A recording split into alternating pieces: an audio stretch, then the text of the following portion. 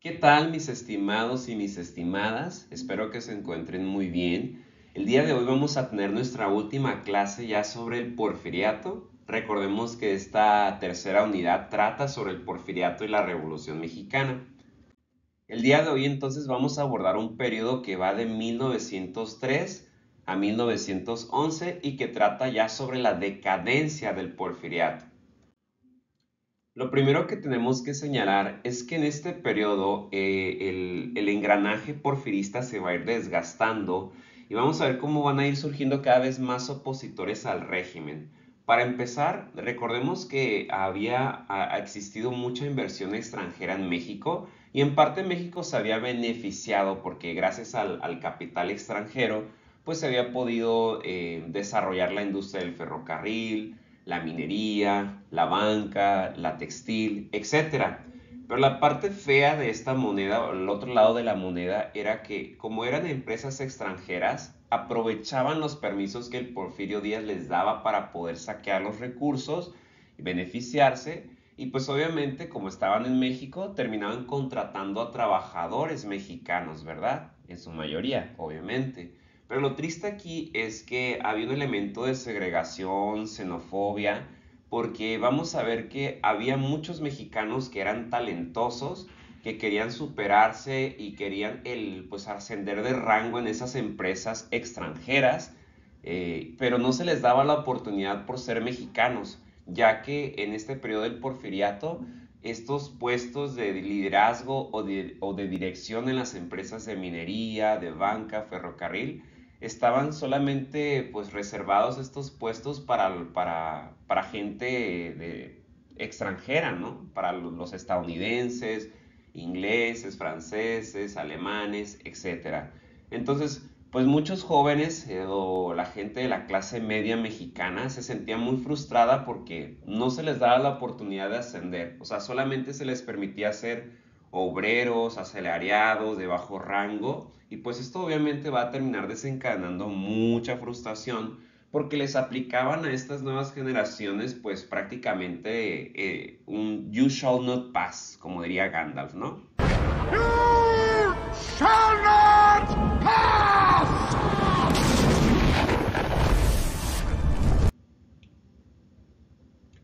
Y más o menos lo mismo ocurría, podríamos decir, con las nuevas generaciones que querían ya participar en la política mexicana, pero que no se les da la oportunidad porque recordemos que Porfirio Díaz ya desde 1888, por ahí más o menos, desde que él modifica la constitución para reelegirse, o sea, él no es el único que se reelige.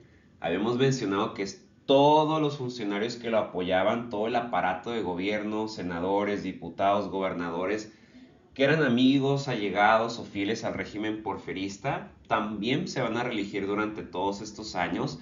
Y como resultado vamos a tener una clase política mexicana envejecida que no le da oportunidad a las nuevas generaciones, a los jóvenes adultos de 20, 30, 40 años, pues de tomar las riendas del país, ¿no? O sea, en pocas palabras, esa clase o esa élite ya envejecida no quería soltar el hueso y también, pues, en ese sentido, también las nuevas generaciones mexicanas se sentían igualmente excluidas.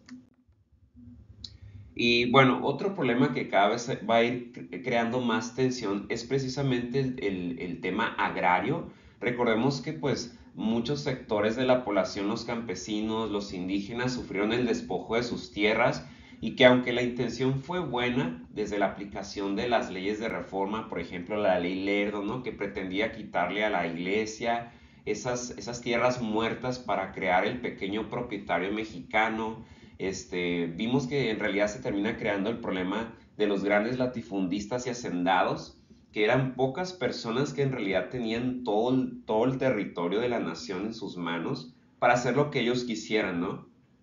Y en el proceso se terminaron despojando sobre todo a los indígenas de sus tierras. Entonces vamos a ver que esto también va a crear una gran desigualdad social que también va a ir creando más frustración y resentimiento en contra del régimen porfirista. Aquí vemos, por ejemplo, un mapa donde nos muestra dónde la distribución de las haciendas ya para 1910 y vemos que los estados que tienen de color rojo pues son los que tenían mayor cantidad de haciendas, ¿no? Por ejemplo, ejemplo, vemos por ahí en el sureste, ya después le va bajando, ¿no? El color amarillo, pero si se dan cuenta es el sureste sobre todo el que tiene la mayor concentración o número de haciendas o también de ranchos, ¿no? Como lo podemos notar.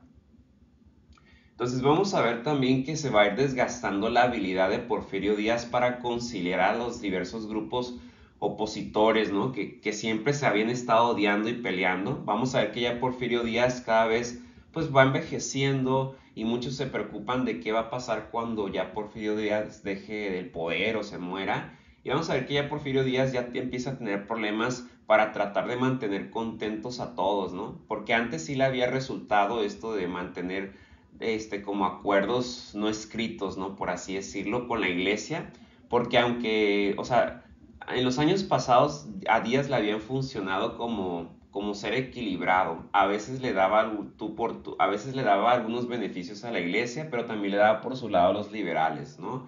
Porque en la ley seguía manteniendo la Constitución de 1857 y pues eso tenía contentos o mantuvo contentos hasta este momento a los liberales, pero también a la Iglesia Católica, porque en realidad vamos a ver que Porfirio Díaz no aplicó con mucho rigor las leyes de reforma y la Constitución, y aunque no estaba escrito, pues a veces le daba permiso a la Iglesia, incluso por ejemplo, de hacer sus manifestaciones religiosas en público, cosa que ya habíamos visto que había quedado prohibido con el presidente Sebastián Lerdo de Tejada.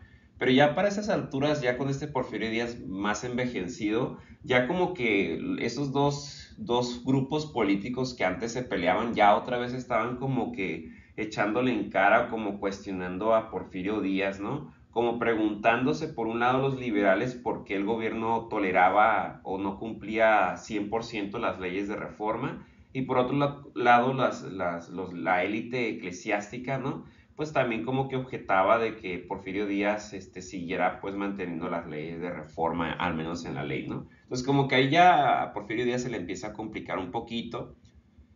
Y vamos a ver que es precisamente a inicios de este periodo, ya para 1900, en el periodo que va de 1901 a 1903, vamos a ver el surgimiento de grupos liberales, ¿no? Que van a empezar a criticar los defectos del régimen porfirista, sobre todo después de que ya para 1904, durante las nuevas elecciones, pues se dieron cuenta que Díaz no iba a soltar el poder y ya la gente ya está cansada.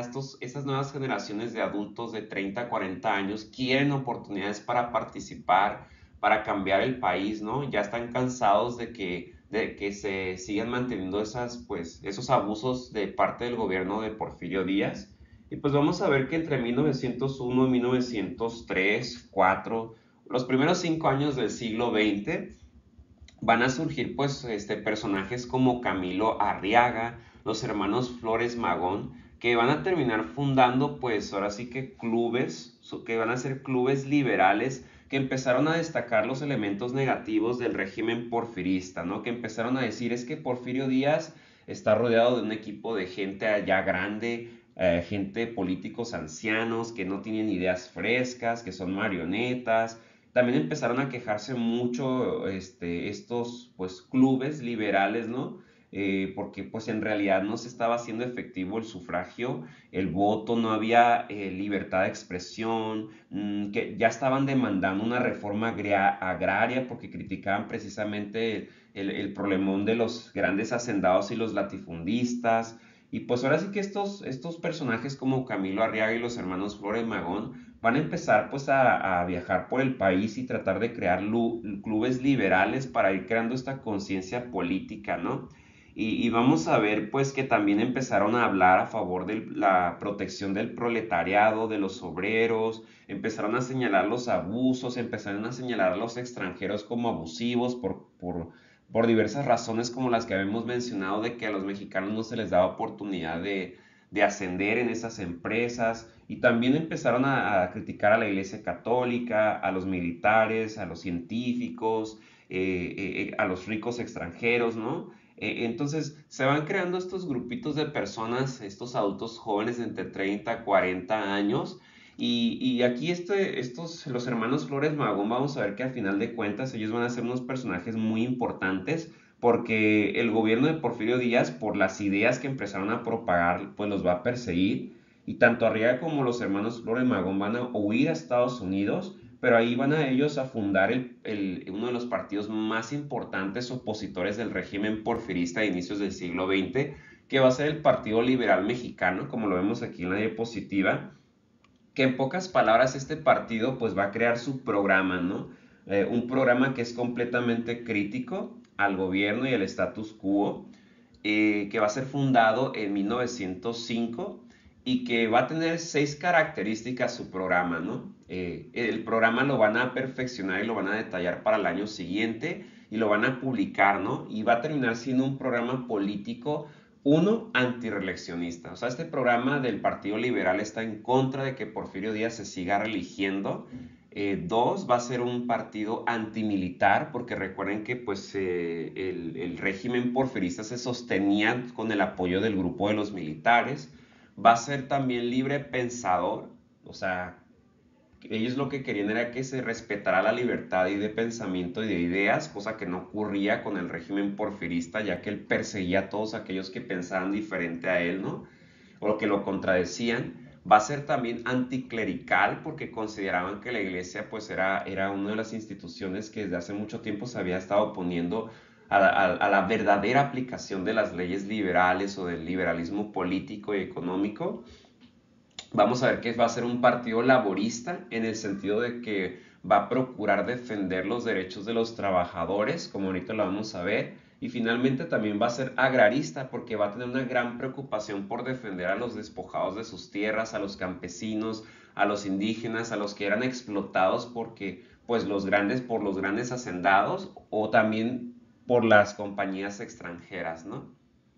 Entonces el reclamo, en pocas palabras, a partir de este momento, ya con los hermanos Flores Magón, ni siquiera estamos hablando todavía de Emiliano Zapata, pero ya vemos que con los hermanos Flores Magón ya empieza la consigna de tierra y libertad, ¿no? Y vamos a ver que en ese contexto, como estos personajes del Partido Liberal van a empezar a hacer giras, habían hecho giras en México y habían como que propagado esas ideas tratando de despertar esa conciencia, pues cívicas, pues algunos obreros y campesinos o trabajadores mexicanos, gracias a esas ideas que se fueron propagando, pues fueron cobrando conciencia de sus derechos, de su dignidad como seres humanos y trabajadores, y esto va a provocar que la clase obrera en México, que ya para, pues poco antes de 1910 ya eran como unos 700,000 trabajadores obreros, que además sufrían condiciones de explotación. Para que se den una idea, trabajaban 16 horas, tenían que trabajar a veces los domingos, en las noches, en condiciones insalubres, ¿no? Y de poca seguridad en las fábricas o en los talleres, pues van a cobrar conciencia y vamos a ver que por eso, como va a tener éxito la propagación de las ideas del Partido Liberal, muchos se van a empezar a levantar y a ir a huelgas. Los dos casos más conocidos van a ser uno, la huelga de Cananea, que fue una huelga que inició el 1 de junio de 1906 en una de las minas más famosas en Sonora, que si no mal recuerdo era una mina que había comprado estaba en manos de estadounidenses, ¿no? Y que pues ahora sí que explotaban a sus trabajadores y era una mina, si no mal recuerdo, de cobre, creo que sí. Y entonces vamos a ver que se van a ir a huelga los trabajadores porque se sentían discriminados, porque ya hemos mencionado que esta empresa minera extranjera no les daba las oportunidades a los trabajadores mexicanos de ascender de rango, subir de nivel, ocupar puestos de dirección a pesar de sus capacidades. Y también pues les pagaban, o sea, a los trabajadores mexicanos les pagaban la mitad, aunque ellos trabajaban más incluso que los trabajadores extranjeros, ¿no? Entonces, todos estos fueron factores que hicieron que los trabajadores de la mina de Cananea se organizaran y formaran como un sindicato, la Unión Liberal Humanidad, que empezó a hacer reclamos, ¿no? Que deseaban mejores condiciones de trabajo pues van a hacer suyas las ideas de la Junta del Partido Liberal que se había creado en 1905 y le van a empezar a exigir a la Cananea Consolidated Copper Company que reduzca su jornada laboral a 8 horas diarias y que les pagaran 5 pesos al día, y aparte exigieron que hubiera una distribución laboral más equitativa, es decir, que la empresa estuviera conformada por un 75% de trabajadores mexicanos y un 25% de extranjeros, ¿no? Entonces, ese fue un primer caso muy importante. Y el segundo, va a estallar otra huelga en Veracruz. La primera fue en Sonora, pero esta va a ser en Veracruz y es la famosa huelga de Río Blanco, que era una fábrica de textiles, no me acuerdo si era de propiedad francesa o estadounidense, si no mal recuerdo. Pero aquí vamos a ver que pues también se les estaban exigiendo trabajar demasiadas horas, les pagaban poco, el reglamento laboral era muy duro y aquí se van a área huelga pues unos 30,000 trabajadores que también crearon una especie de sindicato, ¿no? El Gran Círculo de Obreros Liberales, nuevamente influenciados por las ideas del Partido Liberal, y empezaron pues a exigir sus derechos, ¿no? Que se respetara su dignidad también como trabajadores, pero aquí vamos a ver que el régimen de Porfirio Díaz va a intervenir con mano dura, con violencia, porque a Porfirio Díaz no le gustó ya que debido a la huelga la empresa extranjera va a cerrar por unos días y esto no era bueno para el país, ¿no? Entonces, para tranquilizar a la inversión extranjera, lo que hizo Porfirio Díaz fue recurrir a la fuerza y aplacar esos disturbios pues de la huelga de Río Blanco, pues con la fuerza, ¿no? Fue una intervención muy enérgica y violenta.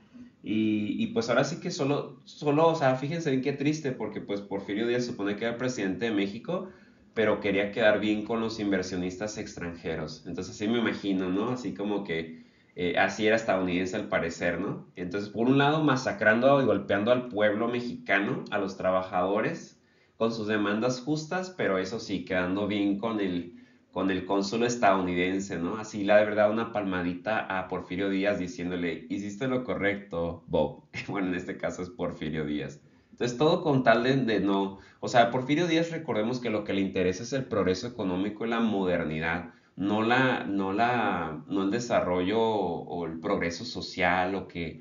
No, le interesa más que no se espante la inversión extranjera.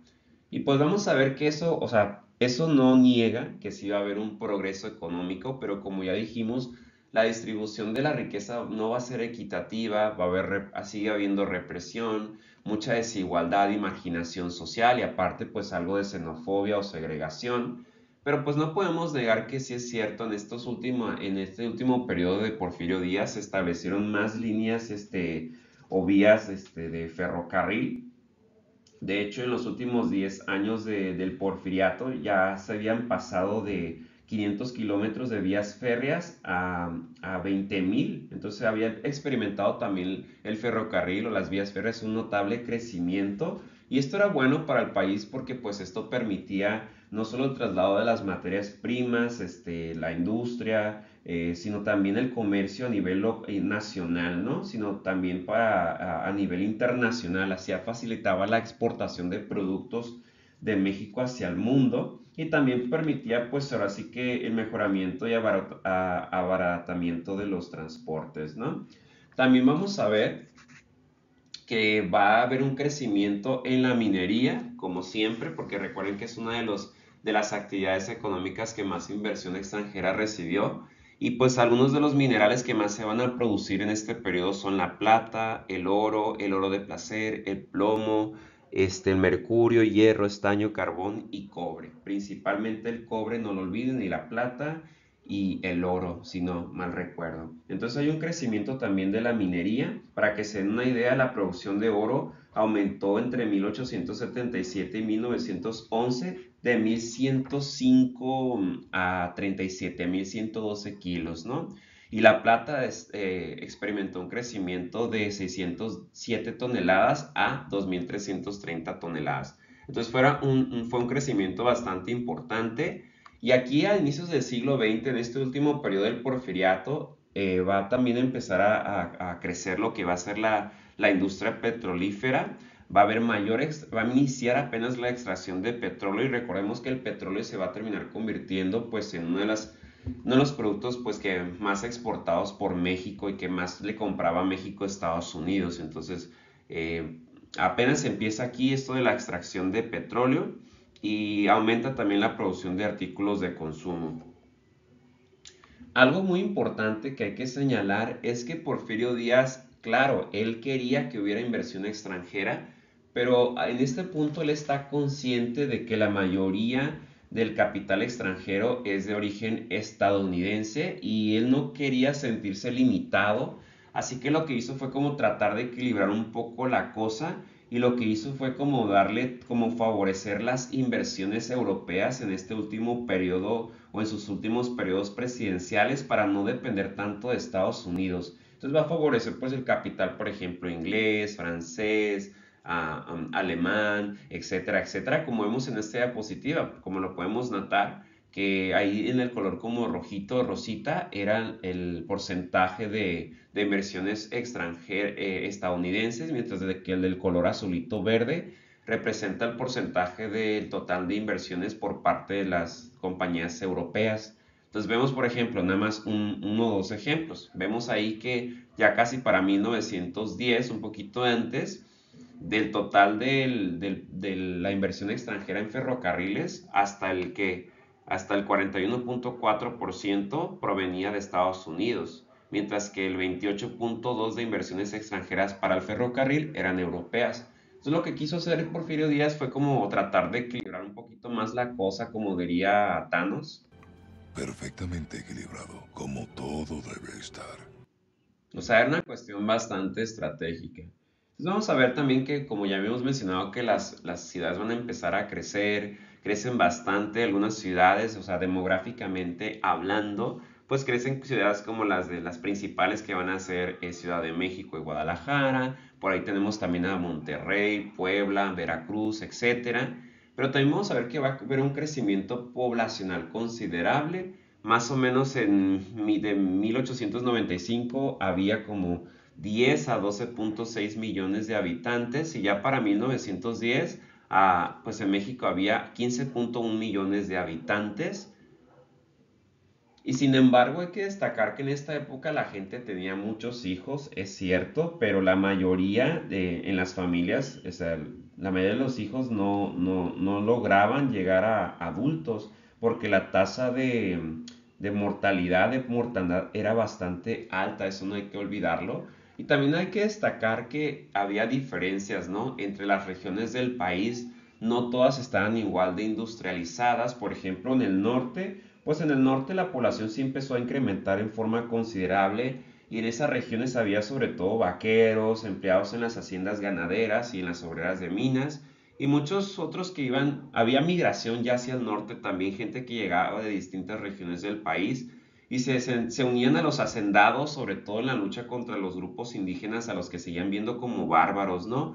Y aún había en el norte muchas campañas militares o de asalto en contra de esas comunidades indígenas que sufrieron el despojo de sus tierras y que van a ser casi a veces exterminadas, ¿no? Y vamos a ver pues entonces también que por el contraste en el sur ahí sí que va a haber, ahí sí va a ser donde se va a ver más notorio en el centro y sur de México, ahí vamos a ver cómo va a haber una desigualdad más marcada, ¿no? Los campesinos van a ser muy despojados de sus tierras, van a ser explotados casi trabajando como esclavos. Los indígenas ni se diga, ya habíamos mencionado en la clase pasada, por ejemplo, cómo grupos indígenas como los mayas o los yaquis o los rarámuris pues fueron despojados de sus tierritas y en el caso de los yaquis habíamos mencionado cómo ellos fueron trasladados desde Sonora hasta el sureste, ¿no? Para trabajar en las haciendas enequeneras, ¿no? Entonces y los pusieron ahí a trabajar como esclavos como una forma de castigo por haberse rebelado en contra del gobierno, por haber peleado durante medio siglo, en el siglo XIX, desde 1850 hasta 1900 más o menos. Por ahí mencionamos varios conflictos indígenas, la guerra de los yaquis, la guerra de las castas, que fue cuando los mayas también se rebelaron porque les habían quitado sus tierras. Y pues ya cuando llega Porfirio Díaz, la represión en contra de los indígenas, pues ya lo mencionamos, llega a ser aún más fuerte. Eh, Incluso esto ya es una larga historia, pero el gobierno de Porfirio Díaz no solo lleva a muchos yaquis como esclavos a trabajar ahí en las haciendas enequeneras de Yucatán, sino que también incluso combatió en contra de los mayas que pues habían estado resistiendo ferozmente, de hecho durante medio siglo.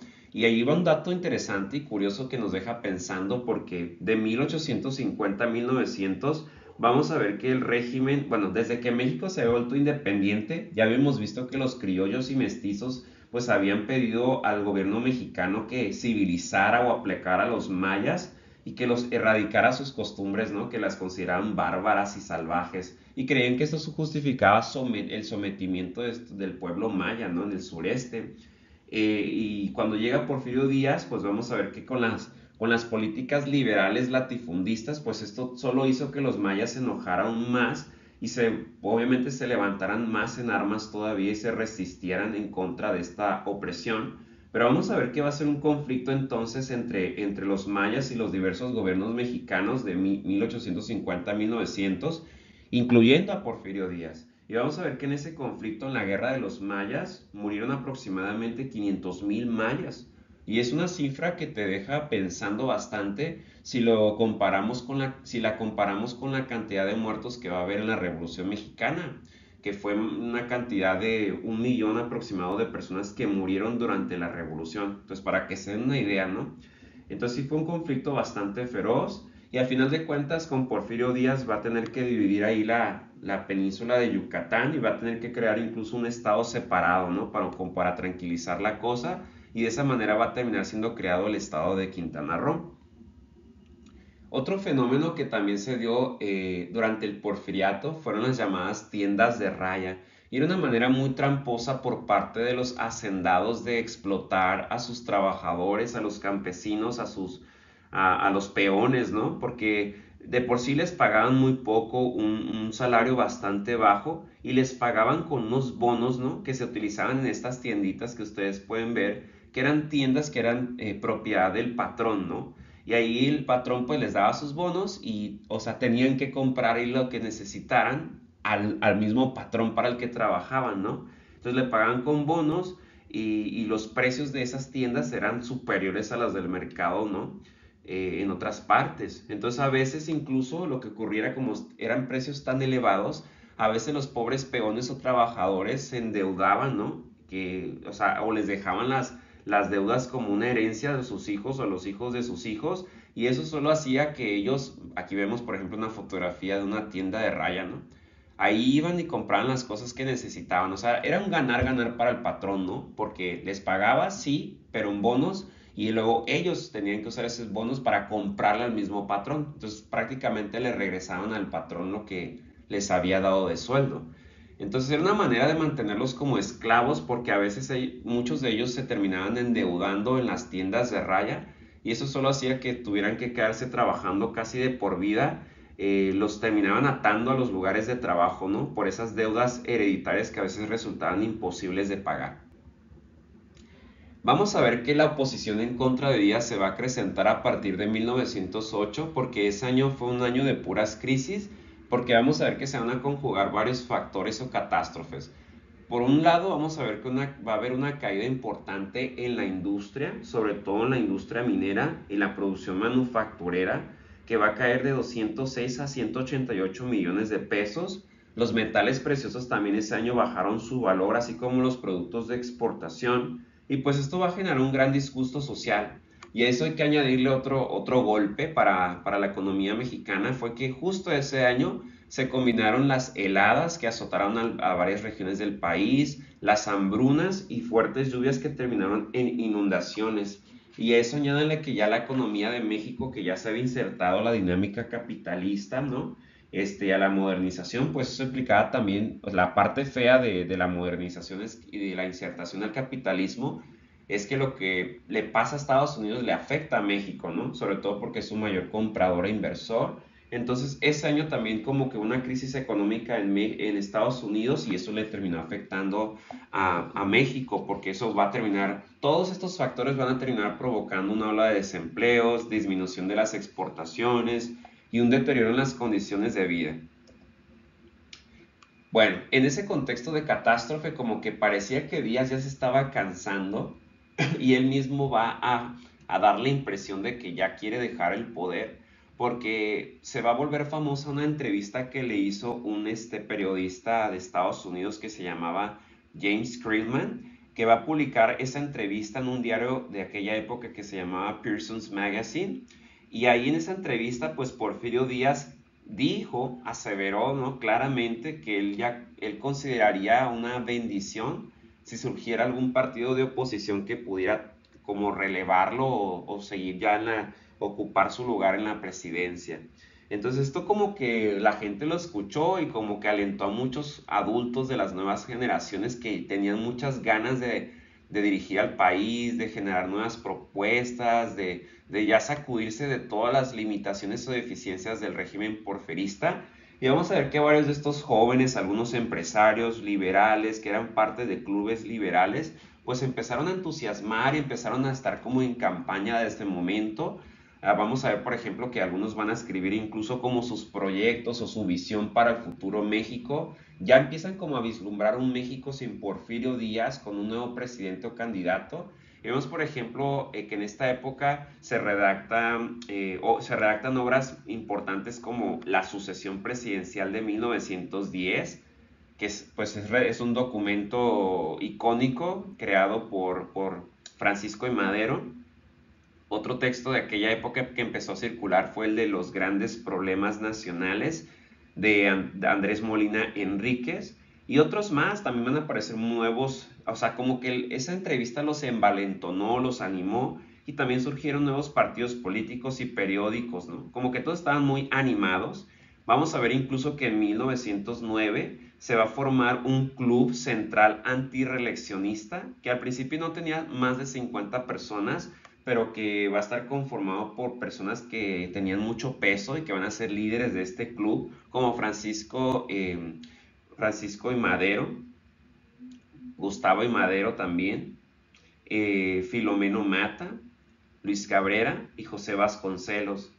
Y en pocas palabras, este club, el Club Central Antireeleccionista, pues como ya se imaginarán, su lema va a ser sufragio efectivo y no reelección. O sea, ellos ya están diciendo que ya Porfirio Díaz ya no tiene derecho de reelegirse y que alguien más debe tener la oportunidad de gobernar el país, ¿no?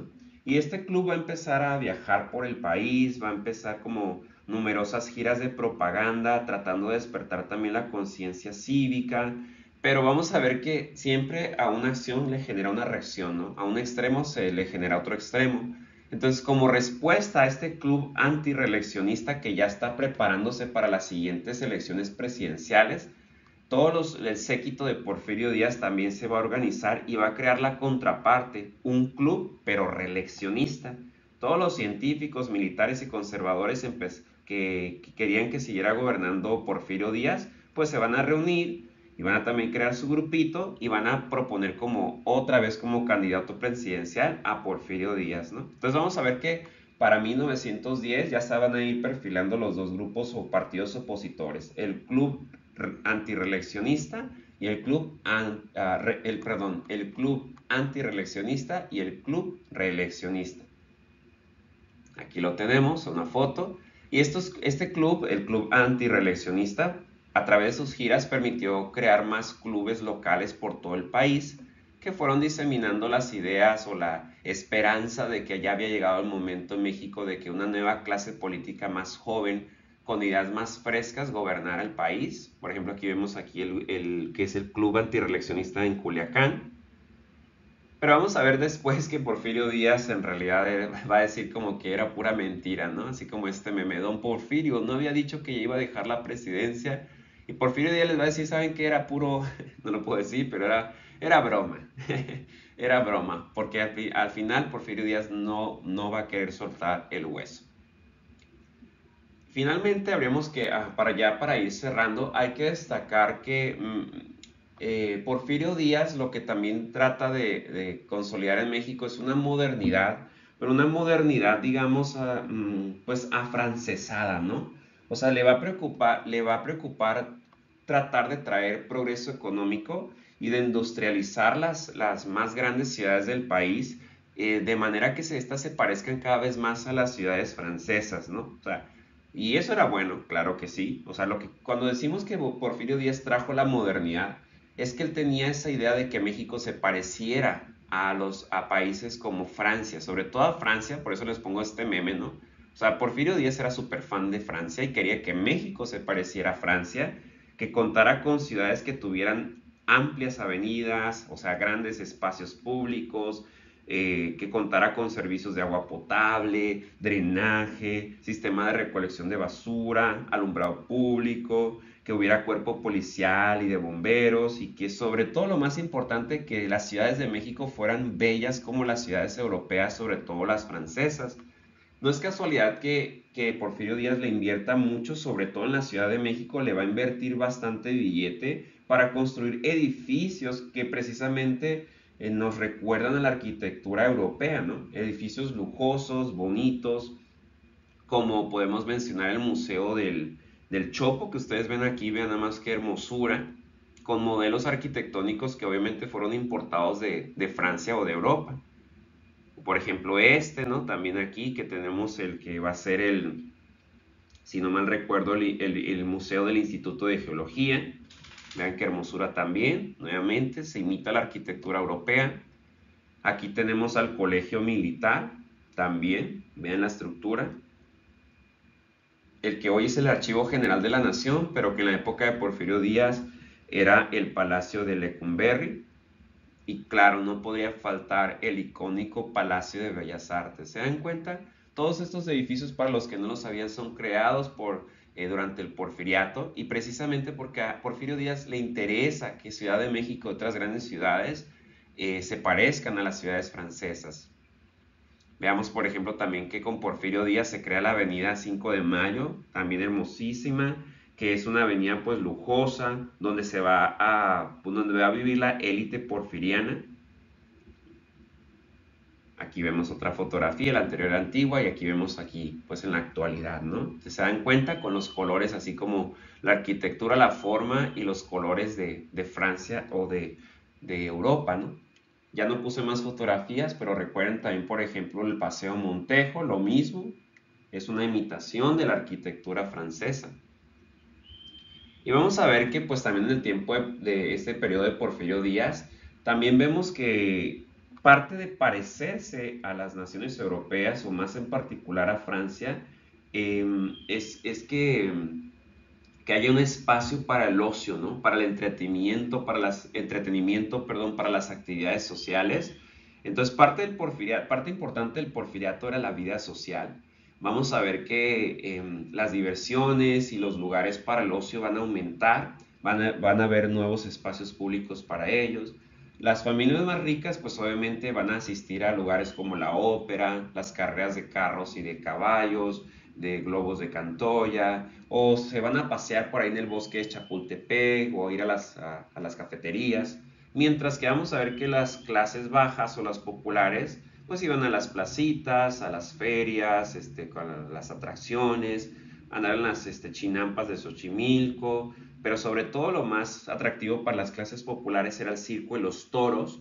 Y sin embargo vamos a ver que también otra cosa que llega aquí, hablando del entretenimiento, son los cines. Ya a partir si no mal recuerdo, a partir del 1896, por primera vez en el entrepiso de la droguería de Plateros de la Ciudad de México, fue cuando se realizó la primera función pública de cine. Y ahí empieza ya el cine, desde entonces ya se proyectan películas, ¿no? Vemos aquí, por ejemplo, un anuncio, exactamente, y vemos cómo se está anunciando, ¿no? La proyección de alguna película, por así decirlo, o de algún video, contenido audiovisual. Bueno, al principio recuerden que el cine era mudo, ¿verdad? Pero ya después le añadieron el sonido. Vamos a ver un fragmento, un video de qué tipo de videos se proyectaban.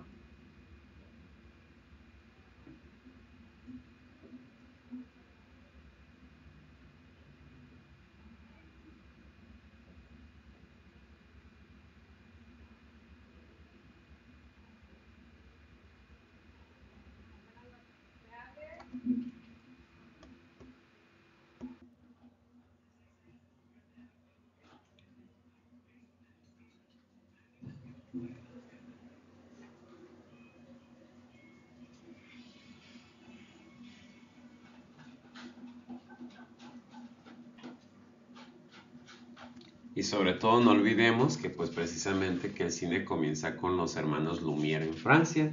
Entonces por la cercanía entre Francia y México pues se van a traer también ese tipo de películas y contenidos, ¿verdad? Entonces algo que también hay que destacar es que todos esos servicios de la modernidad, el alumbrado público, eh, pues sí, el alumbrado público, el agua potable, el sistema de alumbrado, de recolección de basura, el drenaje, etcétera, pues obviamente no todos esos servicios estaban en el centro de las ciudades donde vivía la élite, ¿no? Pero en los márgenes de las ciudades estos servicios no siempre estaban completos y ni hablar del campo, ¿no? O sea, realmente vamos a ver que había una gran desigualdad, ¿no? Incluso en cuanto a los coberturos en la cobertura de servicios, porque a la izquierda tenemos a esa élite que sí disfrutaba de esa parte de la modernidad, pero vemos a la derecha, pues sobre todo los campesinos y los indígenas que pues ni estaban enterados, ¿verdad? O sea, están completamente alejados de esa modernidad porque no existía esa modernidad en el campo, ¿verdad? No tuvieron ni noticias de nada de eso. Electricidad, drenaje, agua potable, no existían en su vida cotidiana. Y finalmente habría que señalar que otra parte importante del porfiriato pues va a ser la educación. Obviamente vamos a ver que Porfirio Díaz le va a dar continuidad pues al legado de la educación gratuita, laica y obligatoria, ¿no? Que se había creado pues ya con las leyes de reforma, con los presidentes, sobre todo con Benito Juárez, Sebastián Lerdo de Tejada, pues le va a dar continuidad a ese proyecto liberal, pero aún así, aunque sí se van a hacer avances y se van a crear, por ejemplo, escuelas normalistas. De hecho, la primera escuela normalista que se crea es en 1885 y que van a formar a los futuros profesores del país. Pues la verdad es que la cobertura era insuficiente porque ya incluso hasta los últimos años del porfiriato vamos a ver que la enseñanza va a terminar siendo todavía inaccesible para la mayoría de la población porque hasta un 70% del país seguía siendo analfabeta, ¿no? Entonces eso te habla bastante de cuánto faltaba todavía para llevar la educación a la mayoría de los territorios del país, ¿no? A pesar de que justo si era el ministro de Instrucción Pública y que estaban creando escuelas y preparando maestros, pues sí, todavía vamos a ver que era un reto bastante complicado de cumplir y que incluso con los gobiernos de la Revolución Mexicana y la postrevolución se van a tener que hacer pues enormes esfuerzos todavía para llevar la educación sobre todo a las comunidades campesinas e indígenas, ¿verdad? Bueno, hasta aquí la vamos a dejar el día de hoy, espero que lo hayan disfrutado y nos vemos en la siguiente clase. Un abrazo, adiós.